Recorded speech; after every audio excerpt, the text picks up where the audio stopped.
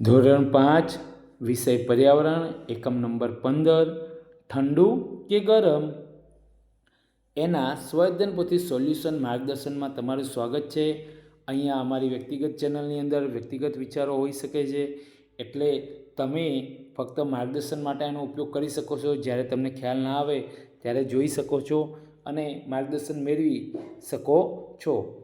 જોઈએ આપણે ઠંડુ કે ગરમ ના સ્વઅધ્યયન પોથી સોલ્યુશન માર્ગદર્શન. એમાં પ્રશ્ન નંબર 1, આપેલા વાજિંત્રો વિશે 2 વાક્યો લખો. અહીંયા આપણને વાજિંત્રો આપવામાં આવ્યા છે.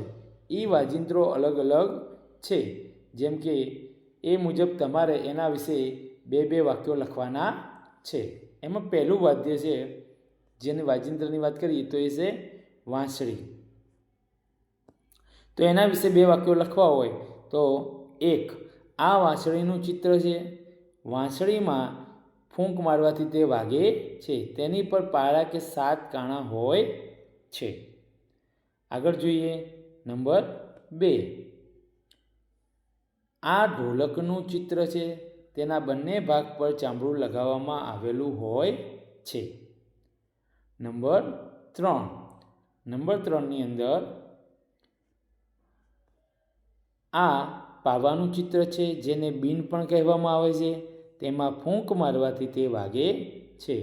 નંબર 4, આ મૃદંગનું ચિત્ર છે. તેની બંને બાજુ પર ચામડું લગાડેલું હોય છે. નંબર 5માં આ ચિત્ર ગિટારનું છે. તેમાં ખેંચીને તાર બાંધેલા હોય છે. આગળ જોઈએ પ્રશ્ન નંબર 2. પ્રશ્ન નંબર 2ની જોઈએ તો પ્રશ્નોના જવાબ લખો એવું કહેવામાં આવ્યું છે. તો ત્યારે જોઈએ આપણે નંબર 1, શિયાળામાં તમને સવારે ઠંડી લાગે છે ત્યારે તમે શું કરો છો? જવાબ, શિયાળામાં સવારે ઠંડી લાગે છે ત્યારે અમે તાપણું કરીને તાપીએ છીએ. નંબર 2, તમે જે કરતા હોય આ મુજબ એ લખી શકાય છે. અહીંયા જુઓ, આ ફક્ત માર્ગદર્શન માટે છે. મમ્મીએ બનાવેલું ગરમ દૂધ તમે ઠંડુ કર્યા વગર પીવા લાગો તો શું થાય? મમ્મીએ બનાવેલું ગરમ દૂધ ઠંડુ કર્યા વગર પીવા લાગીએ તો જીભ દાઝી જાય છે. નંબર 3, શિયાળામાં તમે ચશ્મા પર ફૂંક મારો છો તો શું જોવા મળે છે? શિયાળામાં ચશ્મા પર ફૂંક મારવામાં આવે તો ચશ્મા પર ભેજ જોવા મળે છે. નંબર 4, તમારા હાથને છાતીના ડાબા ભાગ પર મૂકતા શું અનુભવ થાય છે? તો તમે તમારે જે અનુભવ થતો હોય એ લખવાનો છે, કારણ કે તમારા હાથને છાતી ઉપર મૂકવાનો છે. તો હાથને છાતીના ડાબા ભાગ પર મૂકતા હૃદયના ધબકારાનો અનુભવ થાય છે. નંબર 5, ગરમ ગરમ ભજીયું મોંમાં નાખી દઈએ તો શું થાય? ગરમ ગરમ ભજીયું મોંમાં નાખી દઈએ તો જીભ બળી જાય છે. પ્રશ્ન નંબર 3ની અંદર સૂચના આપી છે. વિધાનો સાચા છે કે ખોટા તે જણાવો. જોઈએ નંબર 1, મોંમાંથી ફૂંકવામાં આવેલી હવા ગરમ હોય છે. સાચું. નંબર 2, ડૉક્ટર છાતીના ધબકારા સાંભળવા સ્ટેથોસ્કોપનો ઉપયોગ કરે છે. સાચું. નંબર 3, ઠંડી ચા ગરમ કરવા ફૂંક મારવી જોઈએ. સાચું. નંબર 4, કઠિયારો લાકડા કાપવા માટે દાતરડું વાપરે છે. ખોટું. નંબર 5, માપપટ્ટીની મદદથી માપ લઈ શકાય છે. સાચું. નંબર 6, સંગીતના સાધનોનો અવાજ ખુલ્લી આંખે સંભળાય છે. ખોટું.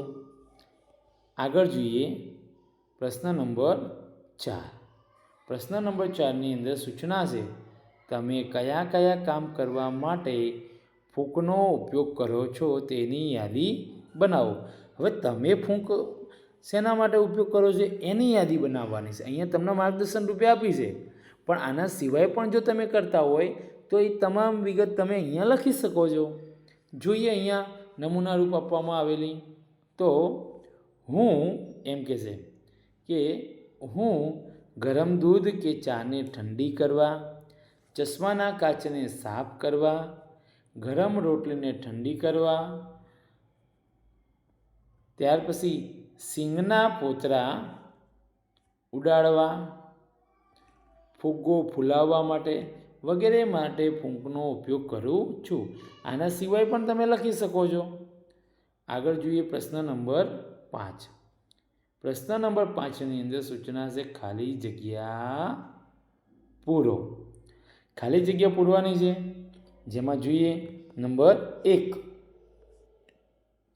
ખૂબ જ ગરમ ખાવાથી જીભે ખાલી જગ્યા જવાય, તો કે દાજી જવાય. નંબર 2. કાપડના ટુકડાને મોં પાસે લઈ જઈ ફૂંક મારતા કપડું ગરમ થાય.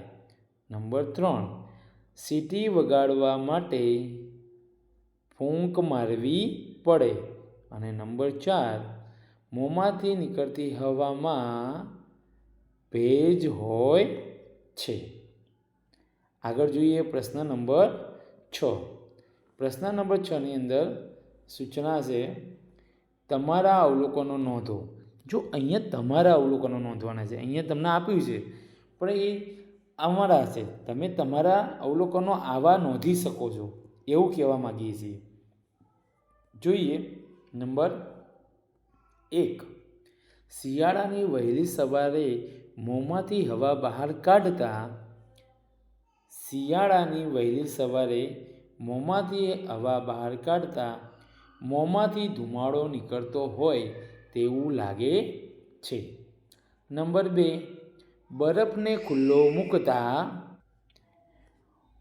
વાતાવરણની ગરમીને લીધે તે ઓગળવા લાગે છે. થોડી વારમાં બધો બરફ પાણી બની જાય છે. નંબર 3. મીણબત્તીને ગરમ કરતાં મીણ પીગળવા લાગે છે, જે શરૂઆતમાં પ્રવાહી સ્વરૂપમાં જ્યારે થોડી વાર પછી તે ઘન સ્વરૂપમાં આવી જાય છે. આગળ જોઈએ નંબર 4.